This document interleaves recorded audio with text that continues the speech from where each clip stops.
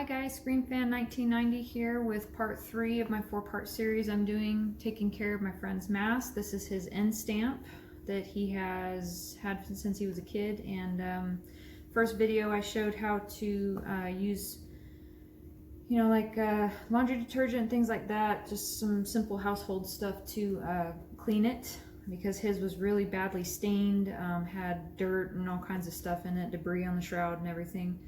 And then the second video I did was actually the longest one I've done to date, and that is the retro whitening treatment. Now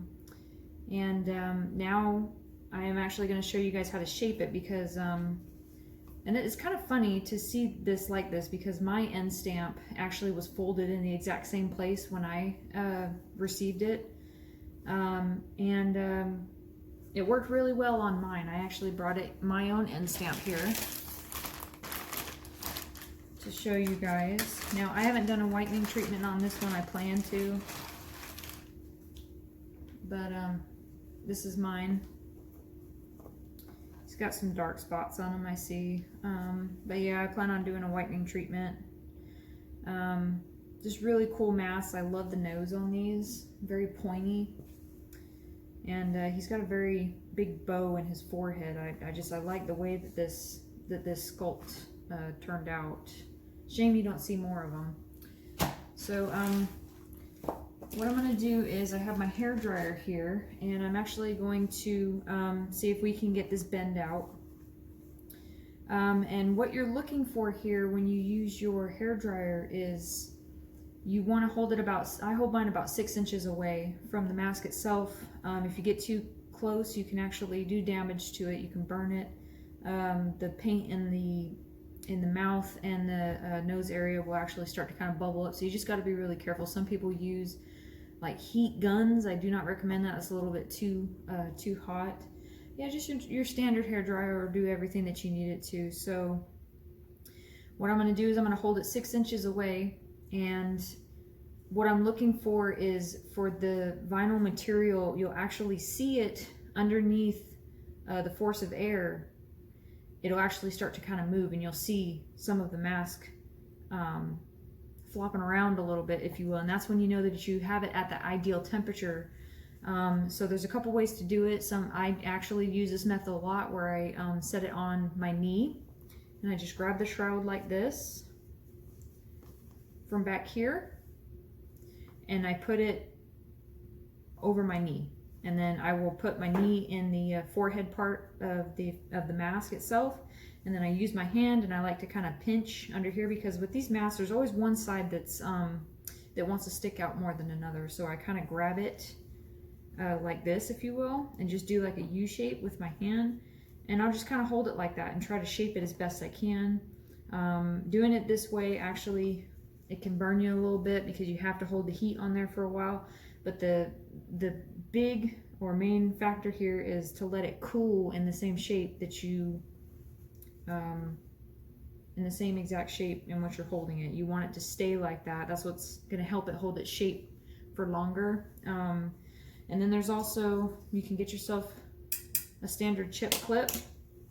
And I've actually used this method myself. I use it on my zombies a lot, because they're a lot thicker, and it's kind of hard to work the material and get it to stay. So what I do is I grab all the shroud back here, and I'll bunch it up, depending on your mask and what it needs, how, what side it needs to, I guess, be bowed on or fixed. You just kind of pinch it a little bit more to one side, grab your chip clip, just show you real quick. And this isn't going to do it too well, because it has this natural bend in it, but just to kind of give you guys an idea. And then you're just going to kind of clip it like that. And that's what I do with my zombies. I get it where I want it to, and I pull more on this side if I want it to bend more this way. And then I set it down, and this actually acts like a stand itself. It's kind of cool. I just got these at like my local Kroger grocery store, and it actually sits, so the mask will sit like this. And then I'll let it cool like that, and I'll leave it, and I'll actually hit it once or twice more, because like I said, the zombies are so thick. They kind of need that extra treatment, and it works great every time. So I've seen some people use rubber bands. I mean, you can pretty much do anything. But But yeah, so like I said, this is the bend in here, and mine at one point it was bent in the exact same area, and you see how well the hairdryer actually did for mine. So what I'm going to do is I'm just going to heat it up first, and you guys, whenever it starts to kind of move a little bit, I'm going to actually point at it so you guys can see exactly what it is that I'm talking about. And it will get a little loud for a second, so just bear with me.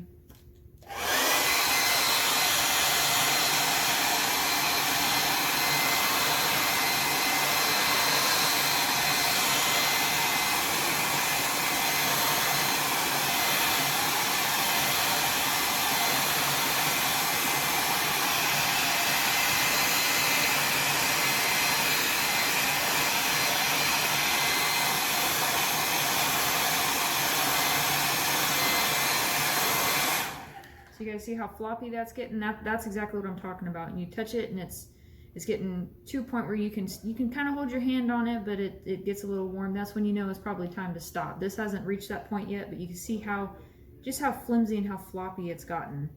And it's already starting to want to go back in shape on its own.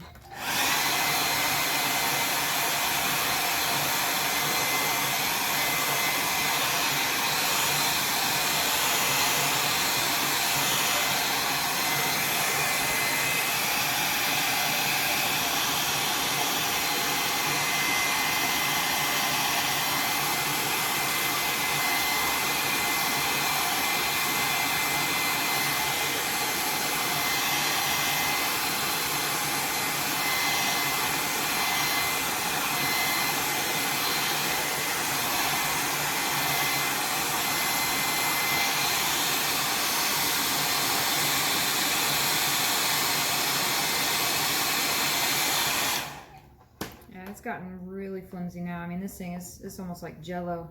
I can drop it and it vibrates a little bit. It's kind of crazy. So just to show you guys, for the sake with the chip clip, I'm going to bunch this up, and you just kind of adjust it how you need, like looking at it and everything. I'm going to do a bend more on this side right here because this is where the creases want to do. So I want to get this out of there. And then you're just going to take your chip clip,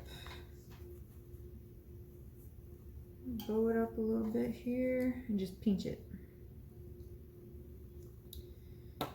And then this one, we'll have to see how this turns out, because like I said, I usually do this method with my zombies and stuff, and this is way more flimsy than that, so I'm not even sure that this will hold, but we'll see.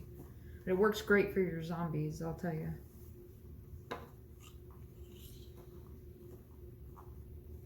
You just kind of force it how you want it to go, and then you just hit it up.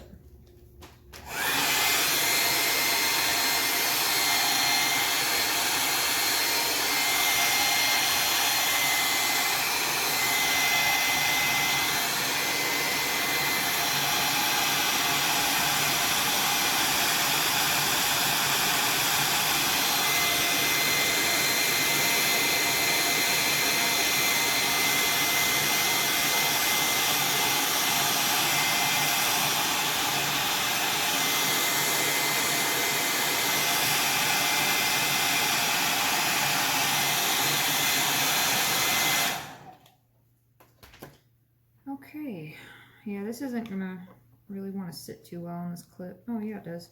I don't know if you guys can see that. And so that's what I do with my other masks, depending on how stiff they are. And then I'll literally, once I set it up like this, if I can get it to stay, and I get it how I like it, I will just set it like this and I'll leave it for about 10 minutes, and then I'll come back and I'll hit it again and try to reshape it if I need to, and then I'll let it cool. Put it in a bag, and then put it in storage. You know, if you guys are gonna go put it back in a box, it kind of defeats the purpose of what you're doing. But yeah, these end stamps, just like I've noticed with mine, they want to kind of, once you hit them with the heat and stuff, they kind of want to do their own thing and go back to shape, which is kind of cool, because mine was actually far worse than this. So I'm kind of surprised. Let's see. And then if you need to, you kind of go in. Let me see how he's sitting flat here. And see, his forehead is wanting to bow really good. His face is a little twisted still. I can see that it needs to go this way a little bit, so I'll hit him up again.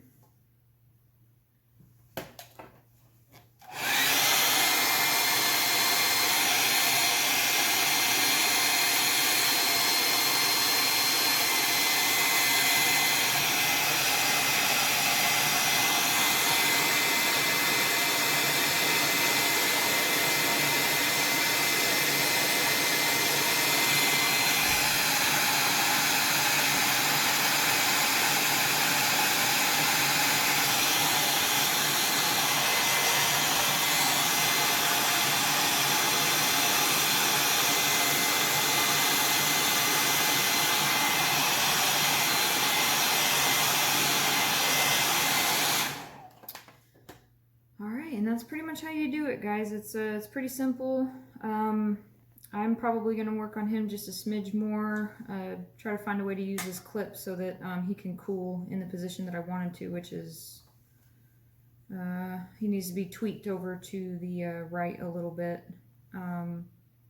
But yeah, I got one more video that I'm going to be doing for you guys on this mask, and the final video is just kind of going to be an overview of everything, and then to show you guys how to add a final protectant on these things so that it kind of brings out, especially in like your fluorescence and things like that, this treatment really brings out the colors and stuff, and it helps protect it against UV rays and things like that, depending on how you guys hang your mask in your room, on your wall, you know, what have you. So that video I'm going to try to do tomorrow for you guys if I have time. And if you guys have any questions about this or any previous video that I've done, please send me a message on Instagram. You'll find me screenfan_1990.